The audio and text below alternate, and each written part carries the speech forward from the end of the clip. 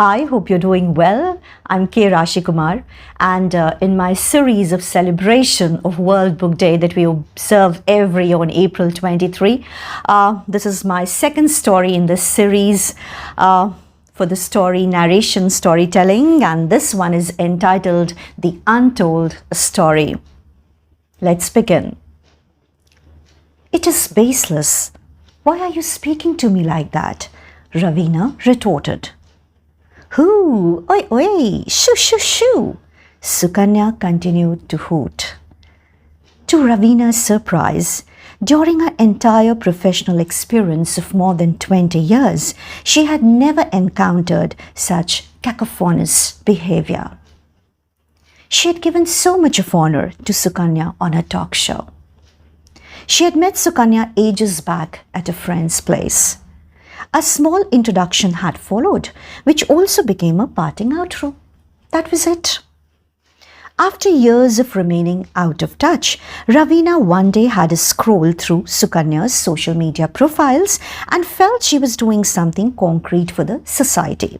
Something that should get highlighted on a bigger stage for people to know.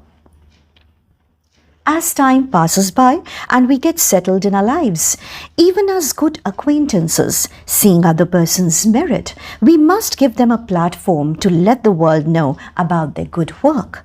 Ravina reasoned with herself. She connected with Sukanya immediately through the e-way and got her mobile number.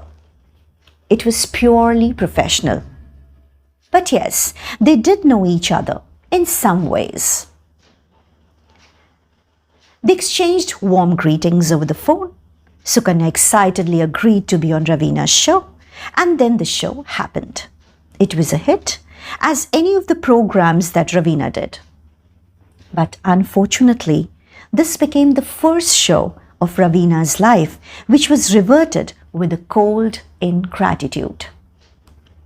Though troubled by the weird behavior, Ravina maintained that professionally, time was always too valuable to be lost over petty nuisances, and one fine day, she decided to call Sukanya over a new professional venture. To her surprise, Sukanya began to spit venom during their talk. Ravina thanked the stars. Thank God, the conversation is just over the phone. This is not less than a physical attack, she thought. Finally, Sukanya spilled the beans. My friend Preeti has known you for years, and she has shared with me and everyone around that you're obsessed, silly, and crazy. Ravina was aghast. But I hardly know her. Oh, yeah.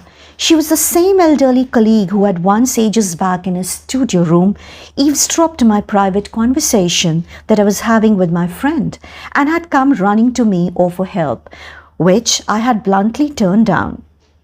Though, through a shrewd insistence, she had trapped me, taking advantage of my innocent soul, and smartly took out the secrets from me. But the beauty of my secrets was they were like the words of an open book. Who knew that just to hide her own insecurities, Preeti would use them to exploit her own people? Sometimes one feels safe while trusting a stranger, for there's one surety: the stranger is out from the orbit of our familiar people. Some shrewd girls mature soon and seduce young boys to their advantage. Pregnancy becomes a kind of despicable strategy to trap. Oh yes, I remember. We together were called for an audition for a stage show. Fortunately, I was selected, but that show was given to her, Ravina said. Later, I got to know that Preeti had begged for that show as her marriage was on the rocks, and that was only the way left to impress her husband and mother-in-law. Program director's colleague had apprised me about it later. I had willingly given my consent for Preeti to host a show, Ravina shared with Sukanya.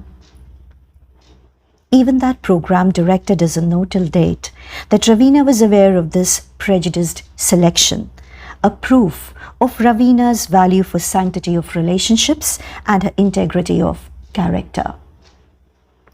This conversation with Sukanya was nature's confirmation for Raveena that Preeti's husband Rahul was a dear family friend.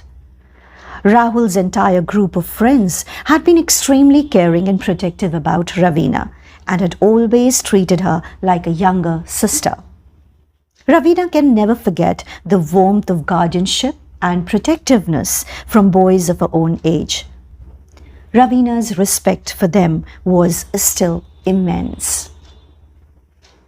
Though Raveena's startled expression was not visible on the other side to Sukanya, Raveena gathered herself and said calmly, "There shouldn't be any hard feelings between us, Sukanya.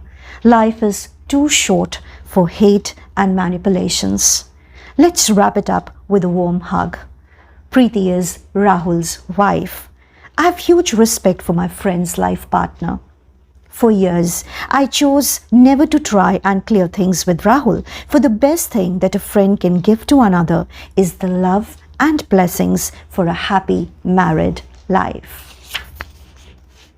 But two questions perplex Raveena till date. First, Sukanya had no right to misbehave with her. And when she carried so much of malice against Raveena for years, then why did she agree to be on a talk show so enthusiastically? Second, why Preeti betrayed her life partner if she really loved him? I hope you liked this story. I would be glad if you share your feedback and leave your comments in the comments section. Till we meet again, take very good care of yourself, lots of love and happy reading.